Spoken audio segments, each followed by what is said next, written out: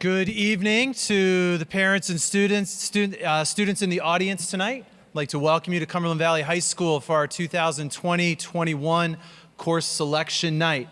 My name is Mark Blanchard, and I have the privilege of serving you as the principal of this high school, and it's my pleasure to be a host for tonight's information session.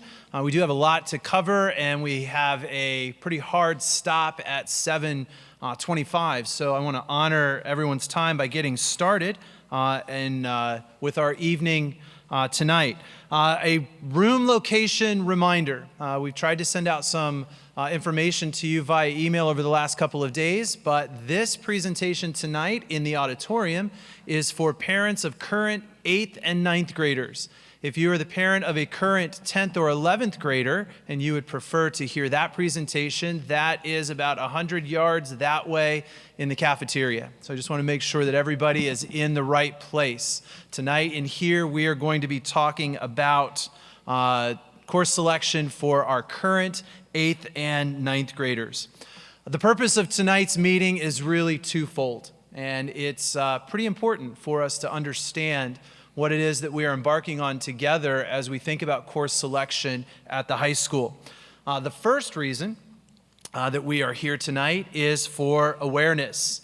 The quote or the line at the bottom of the slide, Cumberland Valley High School, where purpose meets opportunity. When I talk about awareness, what I'm hoping for tonight is that we walk away from here with a good awareness of all of the opportunities that are available to your students here at Cumberland Valley High School. And there are a lot of opportunities here. We have a thick program of studies with a lot of courses from which to choose a pathway moving forward. So we're hoping for awareness tonight. The second thing that we're hoping for is understanding, and that is understanding of the course selection process. So tonight we have our school counselors and one of the associate principals, Mr. Brian Robinson, who will be coming in to speak with you about that course selection process. It is important, even now, as we begin and embark in the early stages of high school, to have a good understanding of the puzzle pieces as we begin to put together what is ultimately a transcript. Now, I bring a visual aid with me to meetings like this, generally to course selection night. I have a fairly stumped speech that I like to give because this is the beginning, especially for those of you who this is your first student coming into the high school. The beginning of a process that's quite a bit different than the transition in the previous grades from elementary to middle school, the grades within those buildings. In those buildings and the experience that your students have there, we as parents receive reports about the progress that our students are making as they're learning in the different courses that they're engaged in. The high school, of course, you will receive progress reports about their learning as well.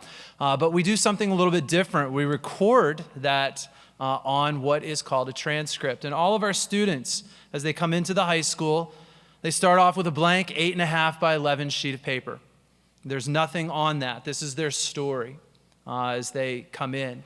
And as we think about the idea of opportunity here, what your students are going to begin to do is they're going to begin to add pieces to that story. And what makes this a little bit different is that this is a piece of paper by which people are going to make decisions about the student. Now, for you and I, the moms and dads in the room, our piece of paper at this stage of our life is called a resume. And over the course of time, we have built a resume, and at different times in our lives, people have made decisions about us based on the resume. When I interviewed for this position, before I had an opportunity to charm and wow them with my personality, I had to send in a resume, and they made decisions based on that. So what we want to do is help your students build that transcript by adding color and dimension so that over the course of time, their resume begins to take some shape, that they begin to add some things to this based on their experience here at the high school. Because unlike their experience at the elementary or middle school level, people are going to make decisions about your students based on this 8.5 by 11 sheet of paper. I have two children who are, one who's at Penn State right now and another who's a senior at another high school in the area. And having recently lived through this with my son and currently walking through it with my daughter, there's a lot that goes in. Especially if you have students who are older yourself, you'll remember that there's a lot that goes into this process right now of making application and thinking about what you're going to be doing next and waiting for the email or the letter to come to let you know what that decision is. We feel very much a responsibility to you to make sure that we are providing the very best opportunities and the very best processes for your student as they begin to build that transcript, so that when it comes time for others to make decisions, they have been able to put very much their best foot forward. And the goal ultimately is not to be standing by the mailbox or the inbox and in the email crossing your fingers and hoping for acceptance, but rather the hope for us, for all Cumberland Valley students, is that they're sitting at the kitchen table with you with an array of yeses in front of them. And the person making the decision is the student because of all of the opportunities that have now opened up to them because of the color and dimension of the transcript that they have built. But building a transcript is not easy. It does require some intentional thinking. It requires engaging in this process with a purpose. And so we want to make sure that you have the best information available to you and that you have opportunity to ask questions. So tonight's structure, over the next 40 minutes or so, you're going to hear from our school counselors, the school counselors who will, over the course of time, become very, very important to both your student and to you as they navigate the waters here at the high school from point A to point B, from the entry into high school to graduation in 2023 or 2024. So you're going to hear from them. You're going to hear, as I mentioned, from our associate principal, Mr. Robinson, who is responsible for the course scheduling process, and he's going to walk you through that. And then at 7:25 or so, we're going to dismiss, and you will have opportunity to visit different places in the building where we have breakout sessions. And those sessions are 15 minutes long with the different department leaders. Several department leaders in our elective area are in the library. Our core department leaders are in various rooms around the library area. You'll have opportunity to go and to hear from them for a few minutes and to ask any specific questions that you might have about the science or math program here at the high school, or some of the elective areas in which your student might be interested. At 7:30 specifically in this room, once we transition out of the general presentation, there will be a specific program presentation. Ms. Amy Miller will be in here with several teachers and some students to present to you the International Baccalaureate program, which is a specific academic program that we have here at the high school available to our 11th and 12th grade students. It's never too early to plant the seed, as I said, as you're building a transcript, to be thinking about what puts me in position to be successful 1, 2, 3 steps down the road. So if you're interested in hearing more about the International Baccalaureate program, hang tight at the end of at this general presentation. You'll have opportunity to hear from Ms. Miller and several of the teachers. A quick list of important people to know. I am at the first name mentioned there, Mark Blanchard. As I said, my official title is the Executive Director here at the high school. Mr. Martin and Mr. Robinson are the associate principals, and you see the specific designation that they have. Mr. Martin's primary responsibility are for all things related to student. Mr. Robinson's specific responsibility are all things that would fall under the umbrella of operations. For those of you who will be coming into the high school, Mr. Wilson will be your principal. For those of you currently here in 9th grade transitioning to 10th grade, Mrs. Staten will remain your principal. And you see there the list of our school counselors with their letters so that you can begin to connect the name, especially for those of you who are coming in, the name to the face. At this time, I would like to transition the program to Mrs. Wendy Ellenberger. Mrs. Wendy Ellenberger, who will be taking the program from here.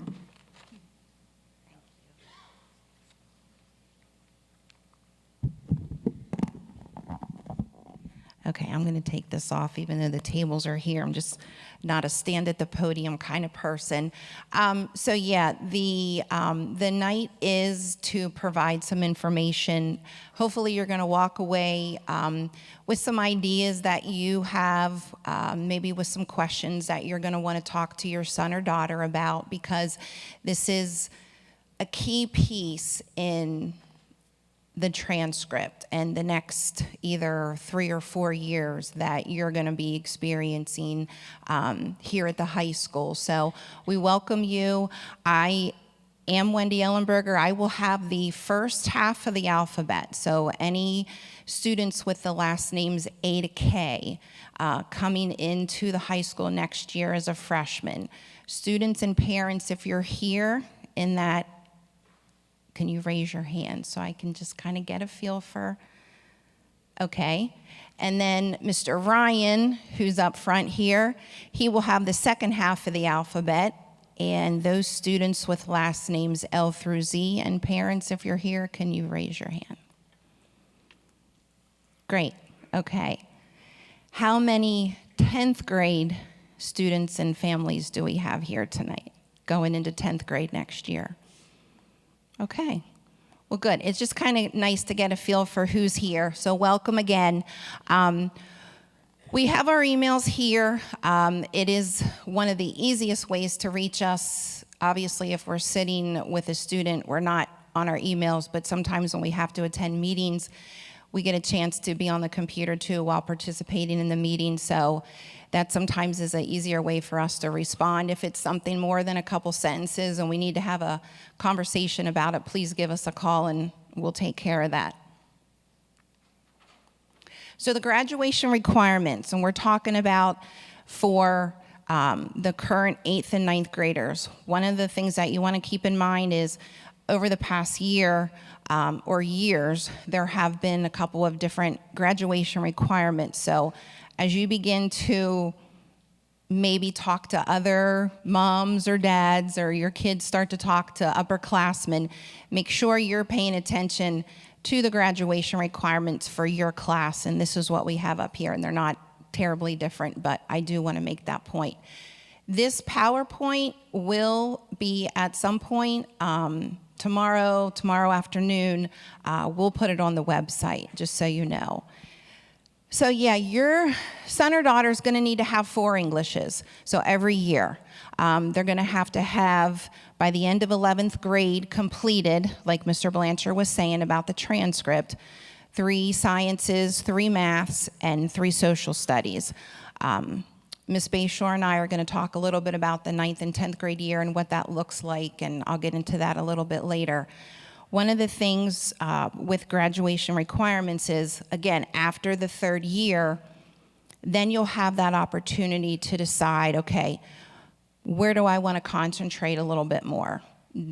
Or do I want to kind of continue to take a science, a math, and a social studies? These are the minimum, okay? These are the minimum requirements, and as you can see, Cumberland Valley doesn't have a world language requirement, but as most of you might already know, and if you don't, colleges are looking, most colleges, okay? So when we generalize this, it's with all the thousands of colleges that are out there, you have to do your own individual research, but understand, most colleges are looking for students to have 2 years of the same language. More selective schools are gonna want 3 and 4 years. So again, just kind of keep that in mind as you're continuing to discuss over the next 2-3 years, how do you want to progress in the different classes? With those 1.5 credits in health and PE, there is a specific class that your 9th grader will take next year. For the current 9th graders, they will then have choices to pick certain PE electives. That is also on a slide that I'll talk about in a little bit. And I believe, Mr. Blanchard, you wanted to say a couple words about the start items. So regarding graduation requirements, there are a couple of updates, especially if you are parents of older students. A couple of things that have changed. In 2018, Pennsylvania legislature, for probably the fifth or sixth time, rewrote the guidance on Keystones, and Keystone exams are once again a mandated graduation requirement for students in the 8th and 9th grade classes that are sitting in this auditorium. But what they did in the rewrite is they changed the structure by which the test will be scored and how that proficiency will be achieved. The one thing that we just want to emphasize tonight is just a reminder that the Keystone exams in algebra, biology, and English, 10th grade English, are graduation requirements, and more information about that will be coming probably within the next 2 weeks specifically. But as you go into thinking about planning for high school, just keep that in mind, that the stakes for the exams, there's an element that has been restored to the students that is different than what the structure that we currently have.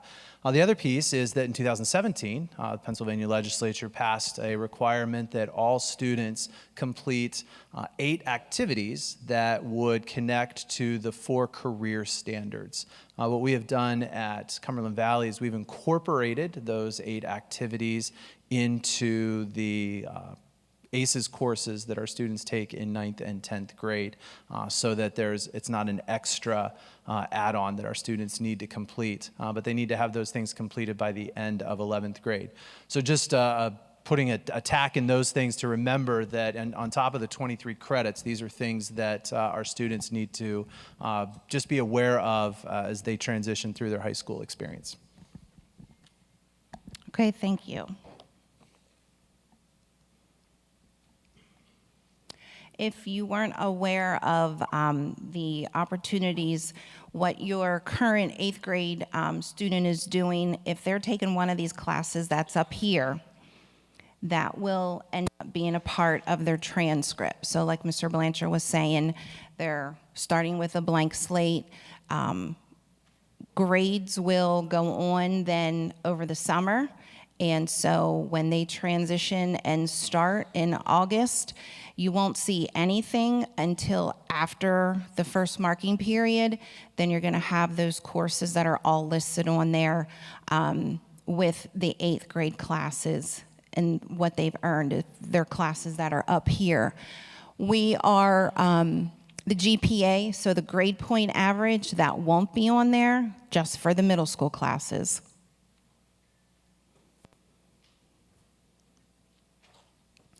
So what we're looking at next is 9th grade courses.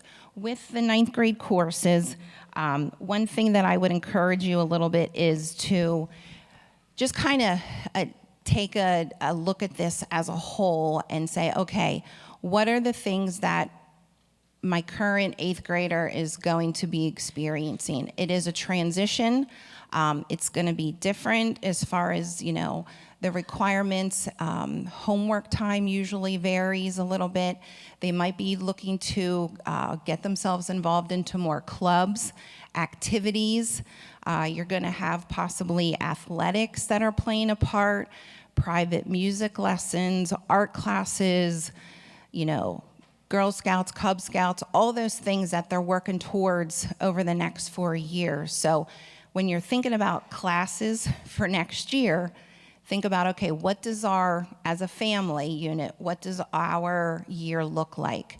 Are there certain times of the year that you already know that is going to be extremely busy, or a lot of appointments are coming up, or you already have something planned where you're going to be out of school? Think about your child and what they're going to be experiencing with all of those factors combined, because it does make a difference.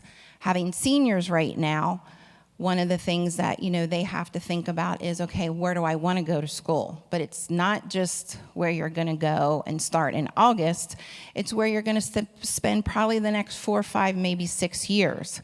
The town, do they offer an internship? What is it that I like about how far away I'm going to be or how close I'm going to be? So there's many different facets that, as you continue to process with your child and think about classes, what is it as a whole? What is their path going to be?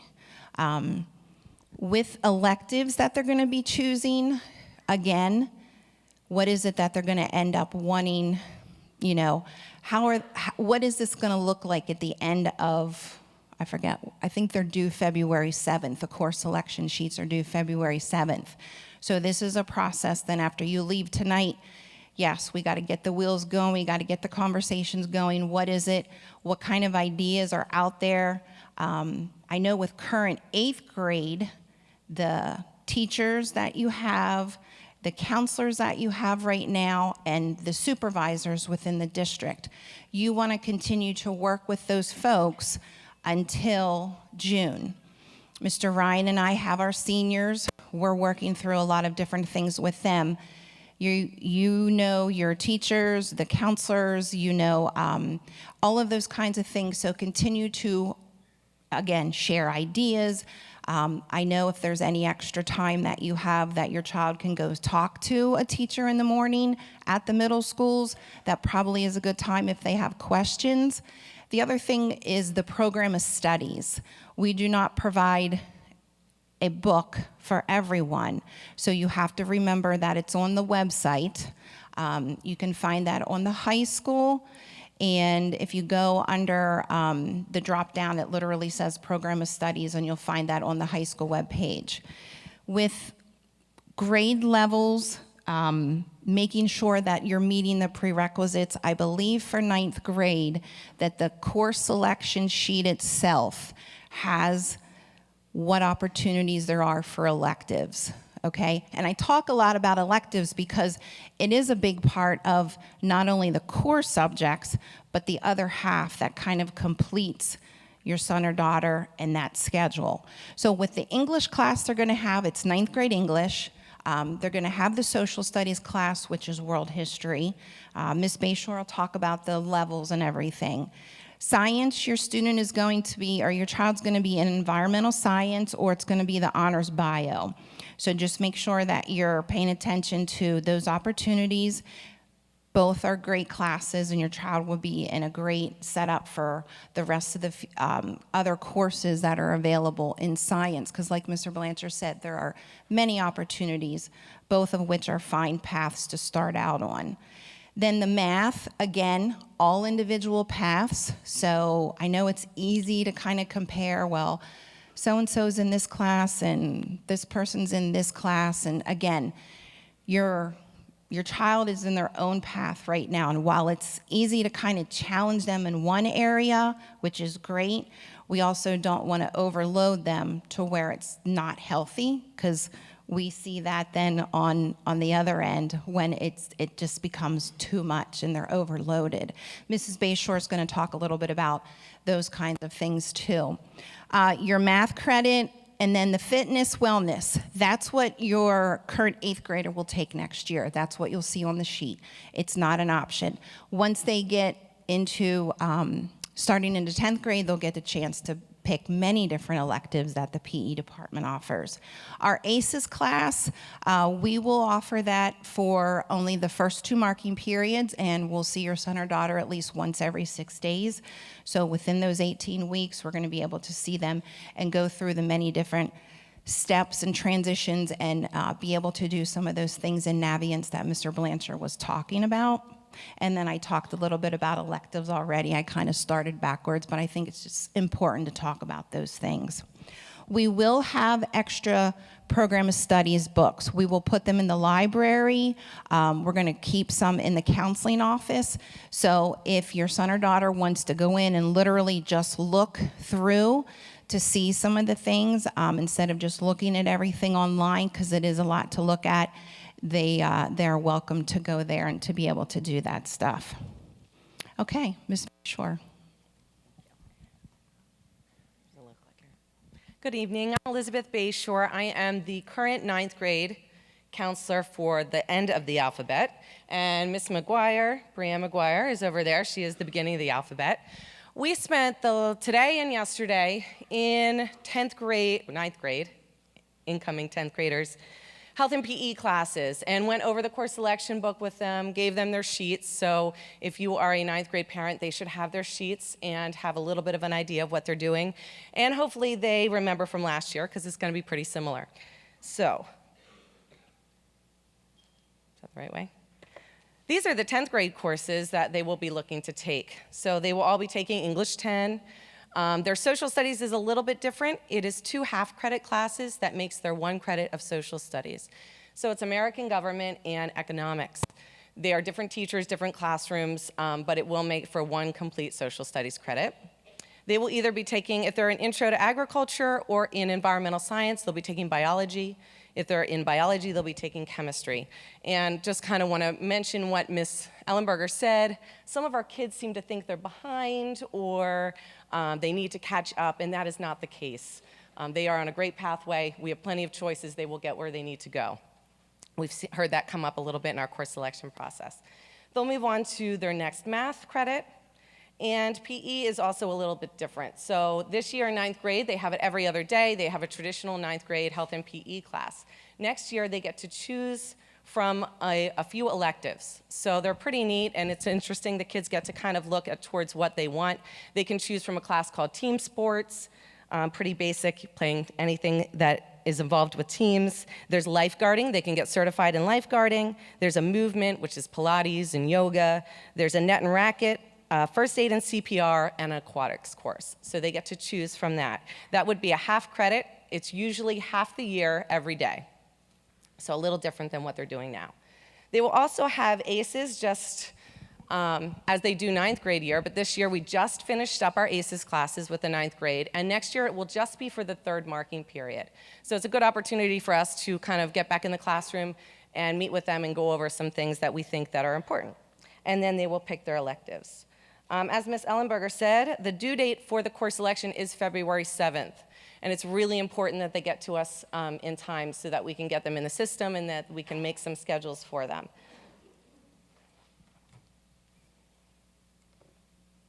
Hopefully you're somewhat familiar with our level system. We call level 1 our honors courses, AP, IB, and college and the high school.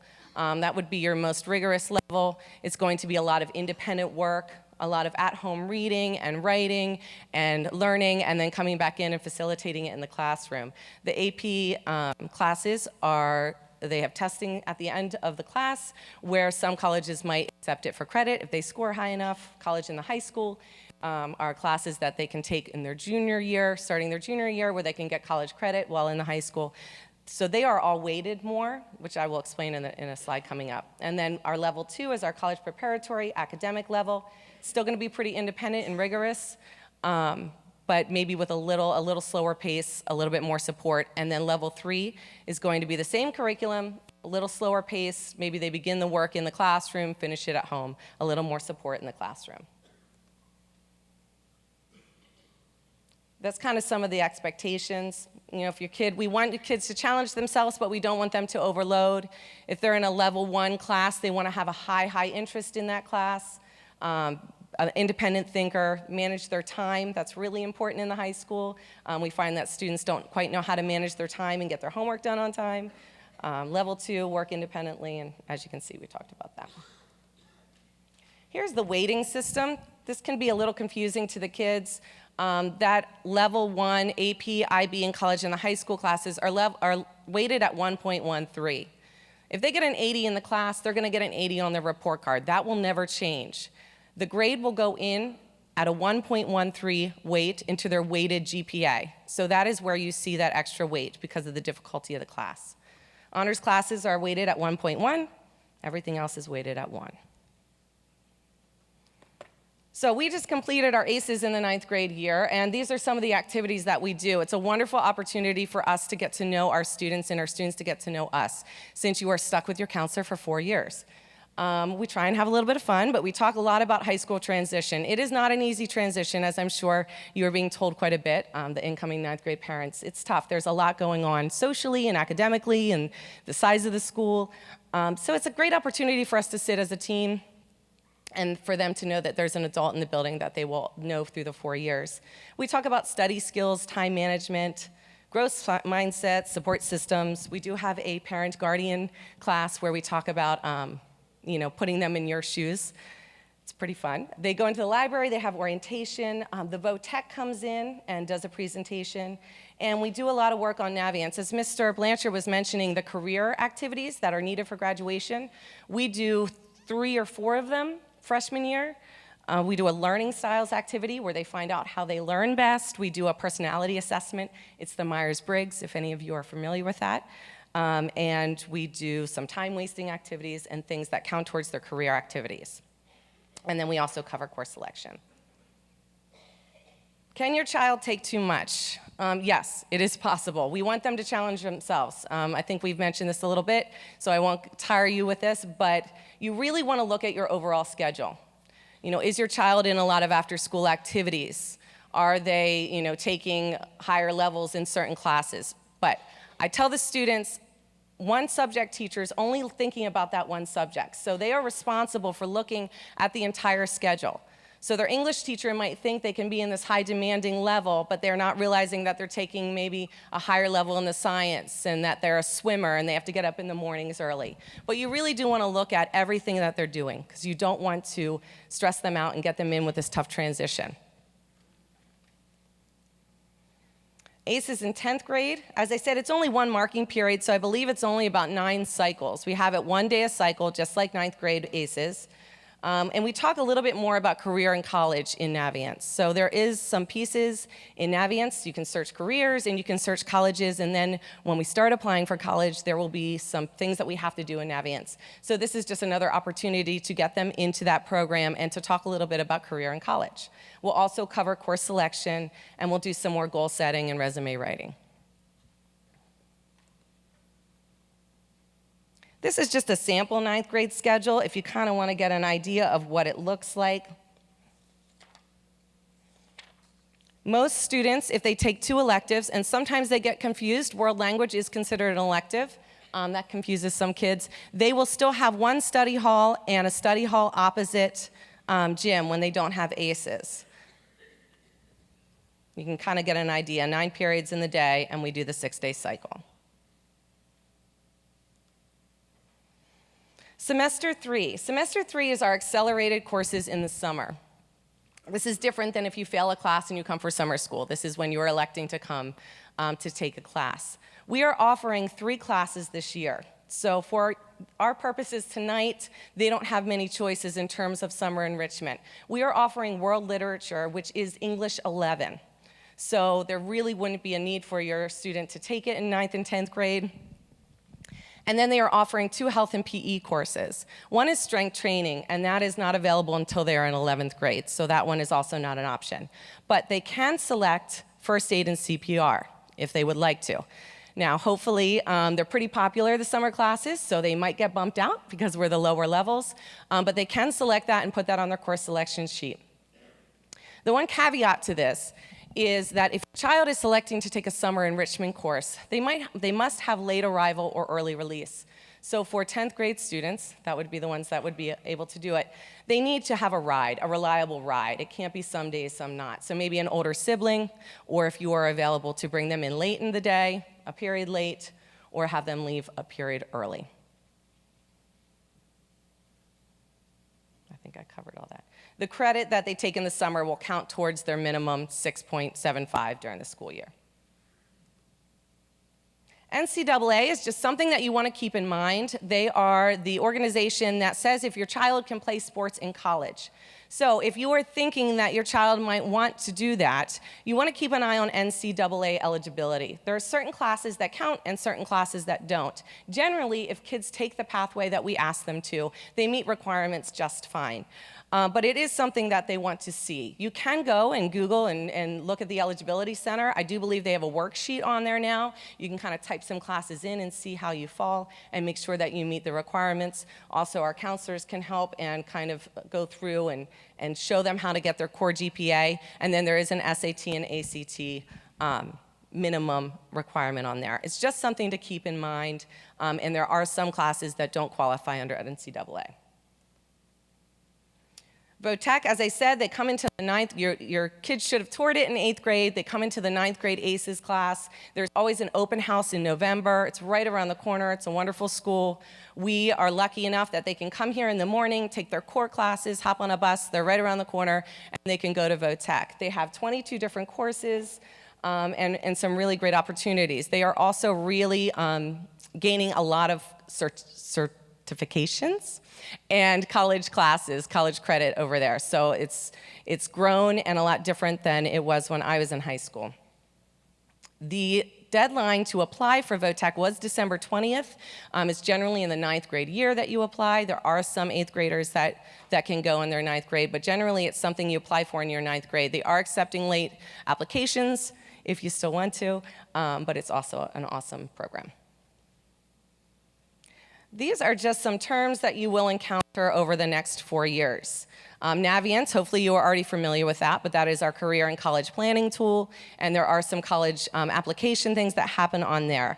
We sometimes communicate through Navient, but as I'm sure you're aware, I hope, that we communicate a lot through Schoology now, and hopefully your students are familiar with Schoology. Our teachers are using that a lot, and it's a great resource. I know that sometimes it can be difficult to navigate, so get yourself in there and check it out, but the teachers put some really great stuff on there. There's a calendar to see the homework, and you can communicate, and I know that I have gotten more emails from my students through Schoology than I ever have, so they are really good at communicating through that. The PSAT 10 and the PSAT 11. The PSAT 10 is obviously catered to 10th graders, and that will be in March of the 10th grade year. It is a practice test for the SAT. It's catered to the material that they should be studying, and it's just a practice. Then the PSAT 11 will be in the fall of 11th grade, and that is what qualifies you for National Merit Scholarship. They have to take it in the 11th grade. So those are two practices for the SAT and ACT that they'll start taking probably around the spring of their junior year. Internships and job shadows. So there are some really great opportunities that are, junior, senior year that will be coming, and we don't want to overwhelm you with all of those, but there are a few internships that are available for 10th graders.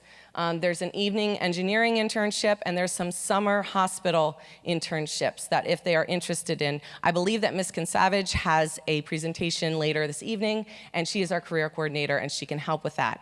They are also given excused absences for job shadows, so we really think that's a value, to go and see these careers that maybe they're interested in, and they can get an excused absence for doing that and writing up a kind of reaction to it.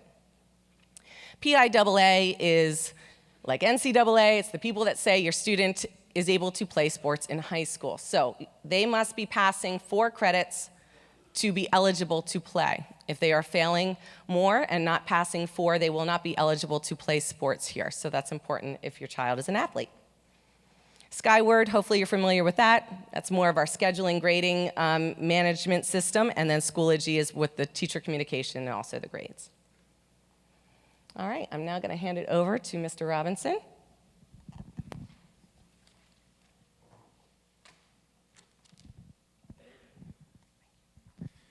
Thank you for holding your applause.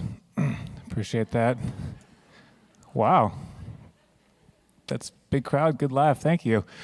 Okay, my name is Brian Robinson. I'm one of the 2 associate principals here at the high school. One of the big parts of my job is building the schedule, which really is the foundation for everything that we do here. It's everything that your students encounter when they walk in our doors every day. It's everything that our staff encounters, and it really embodies what we do here and the programs that we have. It's also extremely complicated, and it's extremely dependent on many factors. And the most important factor is the students and the course requests that they are making right now.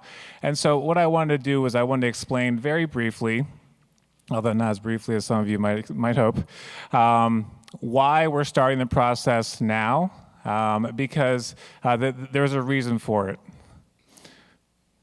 So I'd like to answer these 2 questions. Number 1, why are kids picking classes 8 months before school starts? Yes, kids, children. Why are we doing that to them? Doesn't seem smart. And what are the major changes that impact our students and impact you folks, especially those of you who have students who have already come to the high school, whether you're parents of 9th graders. Our scheduling process, for the most part, is going to be the same, but some of our requirements, some of the timeline is going to be pretty different. Our schedule process runs from the fall until June. We break it up into 5 parts. Don't worry, there's not a quiz. First is preparation. That's where folks are accessing the program of studies. Ms. Bashore was talking about ACEs class. If you're in the right place, your 8th graders and your 9th graders have had ACEs, which are awesome, and have been preparing them to make their course selections. Please talk to your student about that. What'd you do today? Nothing. There's probably something, and it definitely, this time of year, has to do with scheduling. So they're the experts. You can ask them. Being well prepared is going to allow for the best choice, because the choices that we make now are really going to be the choices that we're living with all of next year.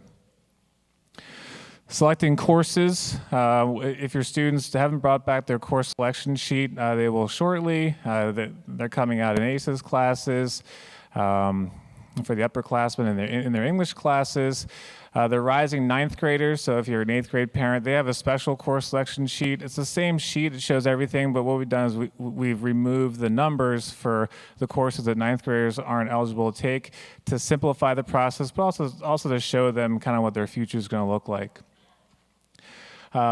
Teacher recommendations are a really important part of this process. Your students, teachers, and counselors will talk to them more about that. And you guys are a big part of this process too. A parent signature is required because we know and recognize that you guys are a really important part of this process. So if your student comes back and says, hey, this year, no signature, don't worry about it, they're not telling the truth, and say, no, that really handsome tall guy told me that I have to sign it.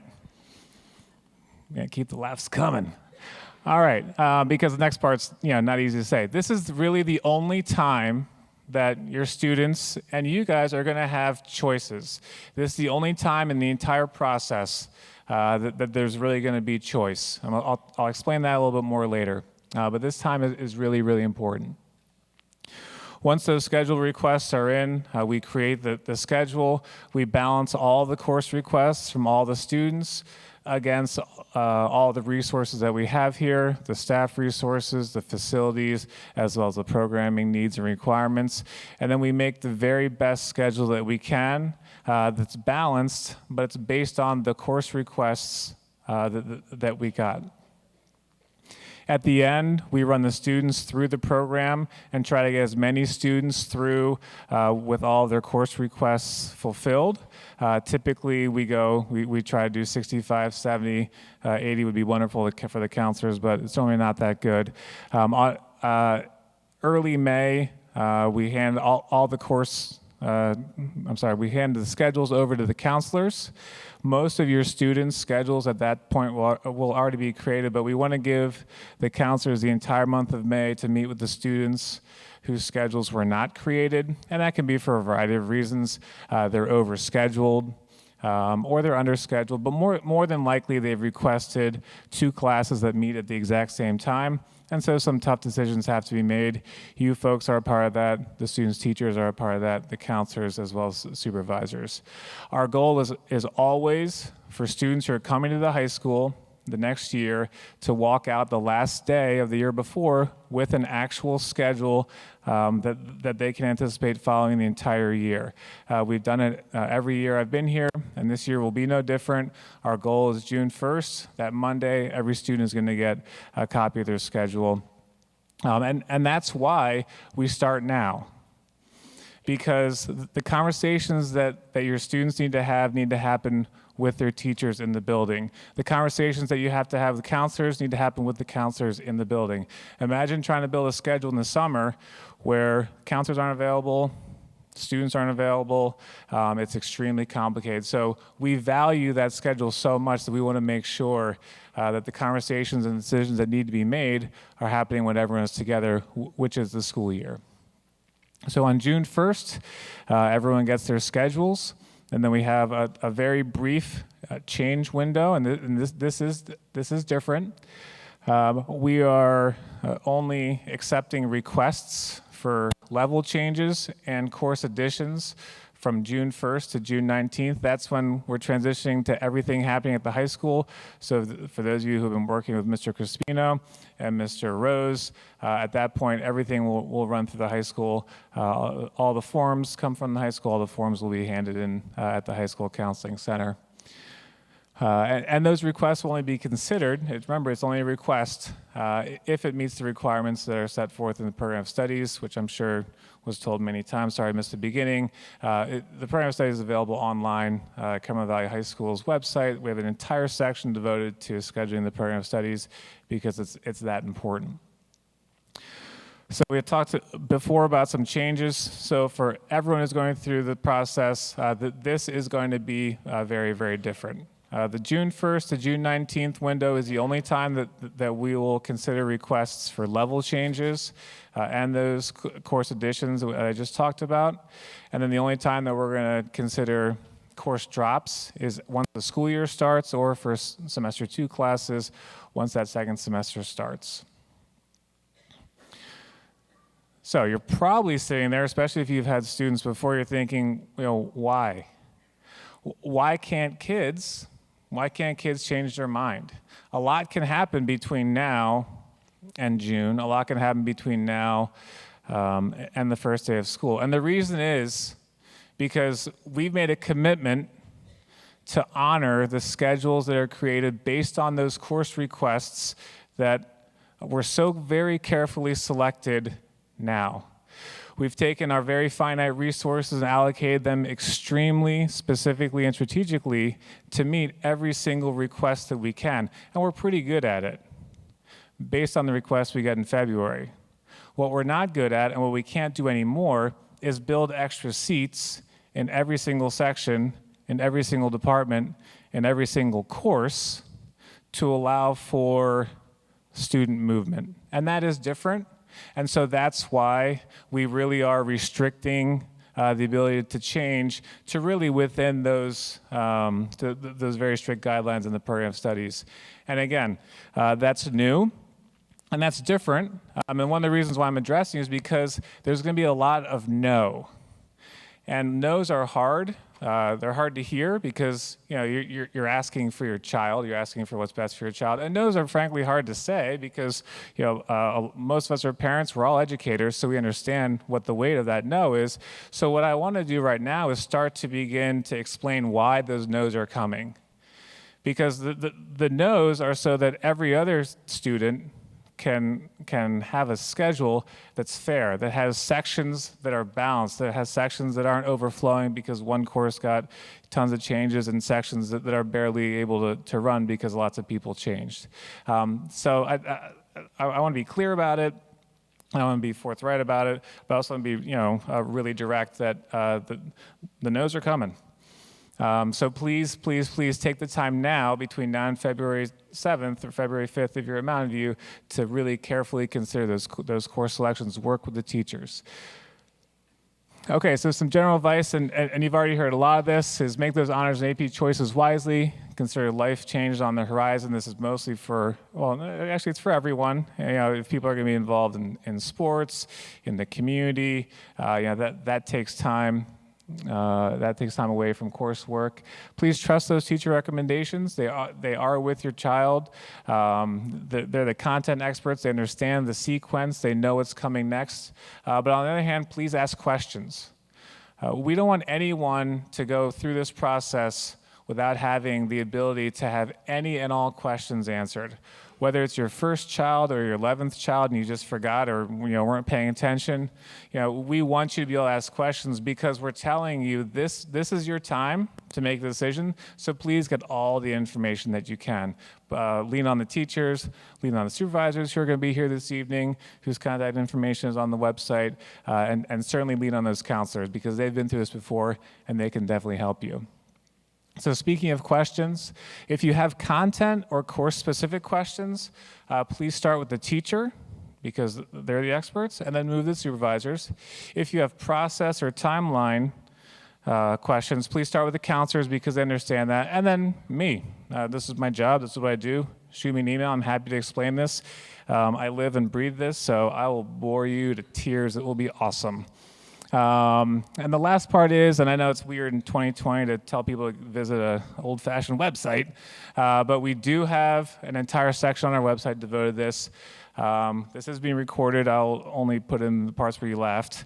But we're going to put lots of pieces from tonight's presentations up on the website for folks who fell asleep or who were overwhelmed or who couldn't make it.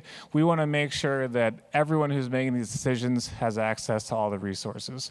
So I have gone way over my 5 minutes, but this is important. And so thank you for coming tonight, and I'll hand it back over to Dr. Blanchard. Thank you. All right, thank you, Mr. Robinson. He did not go way over his, well, he may have gone over his 5 minutes, but we are finishing before 7:25, so I appreciate that. I want to go back to a slide, and I'm just going to quickly go back this way, because as we wrap up this evening, we know that there are some questions that you may have. Our school counselors who are here tonight have some responsibilities after this meeting, so it's not likely that you are going to be able to line up and ask them questions tonight. So I wanted to bring this slide back up so that if you do have questions, that you could write down some phone numbers or make note of emails so that you can give them a call or send them an email over the next couple of weeks as you engage in this course selection process. What I do encourage you to do now at this time is to consider visiting one of the breakout sessions. So I will scroll ahead to the end to share with you the location of those. Our department supervisors, math, English, science, social studies, and world language will be making presentations about their specific content areas in the rooms that you see listed there to the right. If you have a question about the English curriculum or the math sequence or science pathway, social studies, you can see the rooms listed there. And if you don't know exactly where those rooms are located, we do have students here who are specifically here to help guide you. Most of our elective programs, the department leaders are in the library. And again, students can help direct if you are not familiar with where the library is. But the best way to get to the library is walk as far as you can that way until you can't walk any further without going outside, and then hang a left. And you cannot miss the library. The presentation that we do have here in the auditorium beginning at 7:30, as I mentioned, is our International Baccalaureate program. So again, I have some responsibilities with that presentation, but as soon as I am finished with those, I will make my way toward the lobby area outside of the library. If you have a specific question that you would like to ask me, Mr. Robinson will be outside this room just briefly, but he put his contact information up on the board. I will go back to the email and phone numbers for the school counselors, but at this time, I invite you to visit one of the breakout sessions. Thank you again for coming tonight.